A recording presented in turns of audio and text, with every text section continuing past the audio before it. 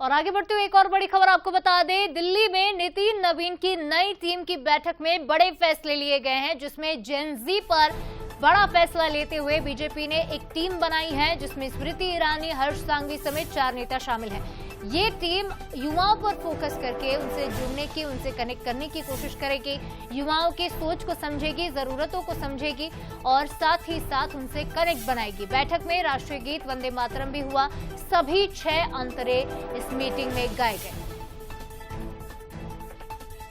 और चलिए इस खबर पर ज्यादा बातचीत करेंगे, हमारे साथ न्यूज हेड शरद जी फोन लाइन पर जुड़ रहे हैं। शरद जी, अब ये साफ समझ में आ रहा है कि बीजेपी का पूरा फोकस जो है आने वाले चुनावों को लेकर जेनजी पर है और जेनजी के लिए हर कोशिश करने के लिए बीजेपी तैयार है।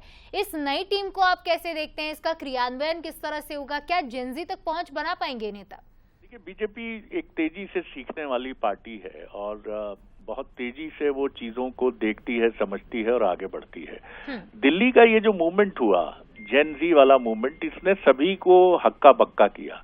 हक्का बक्का इसलिए किया कि किसी को उम्मीद नहीं थी कि एक अजीब से नाम वाली पार्टी, कॉकरोच जनता पार्टी, जिसका मुखिया जो है वो कहां से आया है, उसका क्या बैकग्राउंड है, किसी को कुछ नहीं पता था।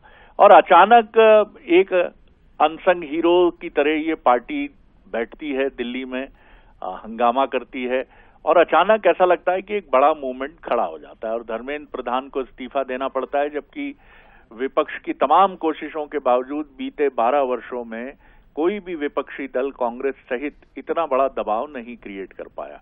दूसरी तरफ राहुल गांधी सक्रिय हो गए, प्रयागराज में सम्मेलन, युवाओं से मिलने जुलने की कोशिश। एक दिन पहले संसद मार्ग के थाने में उनका धरना उस कथित नौजवान के साथ जो पैलेट हमले में, पैलेट गन के हमले में घायल हुआ है।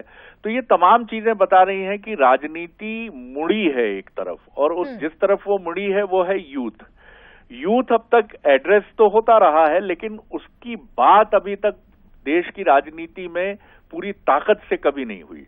हम जाति की तरफ मुड़े, हम महिलाओं की तरफ मुड़े, अनुसूचित जाति, आदिवासी, महिला, लेकिन अभी तक युवा की बात पूरी ताकत से नहीं हुई है। तो मसला सिर्फ बीजेपी का ही नहीं है।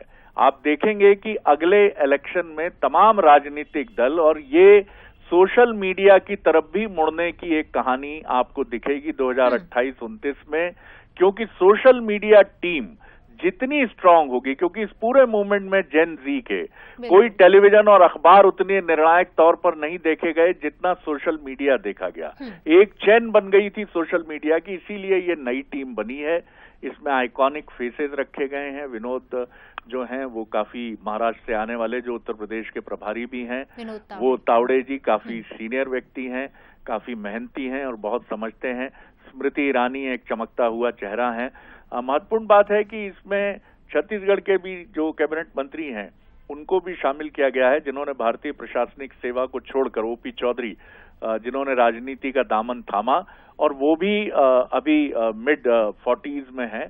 तो जाहिर है वो भी सोशल मीडिया और इन तमाम चीजों को बहुत बेहतर तरीके से समझते हैं। तो बीजेपी अपनी तैयारी के साथ आगे बढ़ रही है। जी, निश्चित तौर पर। और युवाओं के मुद्दे को उठाकर बीजेपी कितने इन मुद्दे को भुना पाती है, ये भी देखने वाली बात होगी, क्योंकि शरद जी, आने वाले जो चुनाव है विधानसभा, लोकसभा में सबसे ज्यादा युवा आबादी वाले ऐसे राज्य इसमें शामिल है, इस लिस्ट में, जिसमें 2027 और 2028 में चुनाव होंगे। तमाम जानकारी और विश्लेषण के लिए आपका बहुत शुक्रिया शरद जी। चलिए।